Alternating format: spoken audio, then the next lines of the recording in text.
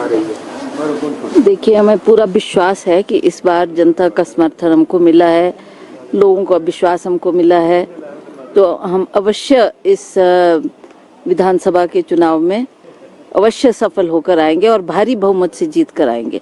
हमारी 40 से 45, 50 भी जा सकती है, इतनी सीटें आने की संभावना है। और जिस तरीके से लोगों के दिल में एक रोष था, महंगाई को लेके बागवान नाराज थे, किसान नाराज थे, सभी चाह रहे थे कि इन्होंने हमारा आवाज़ को अनसुनी किया, तो वो कांग्रेस से अब उनको उम्मीद है कि कांग्रेस की सरकार बनेगी तो हमारी समस्याओं का समाधान होगा। दूसरी बात, हमारा ओपीएस का मसला था, महिलाओं को हमने 1500 प्रति माह देने की बात की है और युवाओं को रोजगार देने की बात की है। तो ये कुछ मुद्दे थे जो जिसकी वजह से लोग हमें समर्थन देंगे और अवश्य कांग्रेस को इस बार भारी बहुमत से जिताकर भेजेंगे। मैम, भाजपा के नेता बार बार कह रहे हैं कि कांग्रेस में जितने भी सीएम थे से सारे हारे हैं, तो मैम अगर कांग्रेस सत्ता में आती है तो कांग्रेस का सीएम कौन होगा और हॉली लॉज सीएम की दौड़ में कितना आगे है? देखिए, हमने कोई दौड़ नहीं लगाई है, ना कोई सीएम पद के लिए दौड़ है, ना किसी और पद के लिए दौड़ है। हम लोग विश्वास करते हैं लोगों की सेवा करने में। पहले भी 60 साल माननीय वीरभद्र सिंह जी मुख्यमंत्री रहे, उन्होंने निष्ठा से, ईमानदारी से हिमाचल प्रदेश की सेवा की है और इसीलिए बार बार लोग उनको चुनते थे, बार बार चाहते थे कि वो ही प्रदेश का नेतृत्व संभाले। हमने भी उनके पद चिन्हों पर जो उनसे सीखा है, हम भी उसी भक्ति भाव से और उसी श्रद्धा से लोगों की सेवा करना चाहते हैं। जहां तक आप मुख्यमंत्री की बात बोल रहे हैं, जो विधायक चुनकर आते हैं उनसे भी व्यू लिया जाता कि आप किसको चाहते हैं, क्या उनका कहना होगा, किसको वो चाहेंगे, उस बात को अहमियत हाईकमांड देगी और अंततः ये फैसला हम हाईकमांड के पर छोड़ेंगे कि आप फैसला करें कि लोग क्या चाहते हैं, लोग किसको चाहते हैं कि किसको हिमाचल प्रदेश की बागडोर को सौंपा जाए।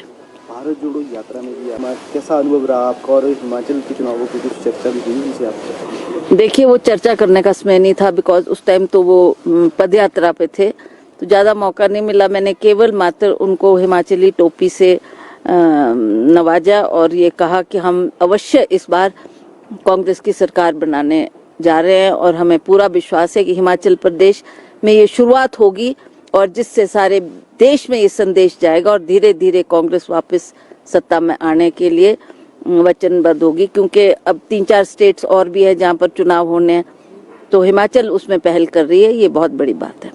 वहीं मुख्यमंत्री जयराम ठाकुर और भाजपा जो है बार-बार कांग्रेस का तंग कस रही है, बार कर रही है कि सभी नेता जो है बार बार दिल्ली जा रहे हैं और सीएम तक की रेस में जो है आगे है और ये जो जितने भी जा रहे हैं वो सब हार रहे हैं और भाजपा जो है सरकार बनाएगी। देखिए, ये तो हास्यप्रद बात है कि वो देख रहे हैं कि उनकी पाँव के नीचे से जमीन खिसक रही है। भाजपा ये पूर्णतः इस बात को समझ चुकी है, जान चुकी है कि अब सत्ता हमारे हाथ में आने वाली है। ये बुखलाहट के उनके शब्द है, बुखलाहट में वो ये बातें कह रहे हैं।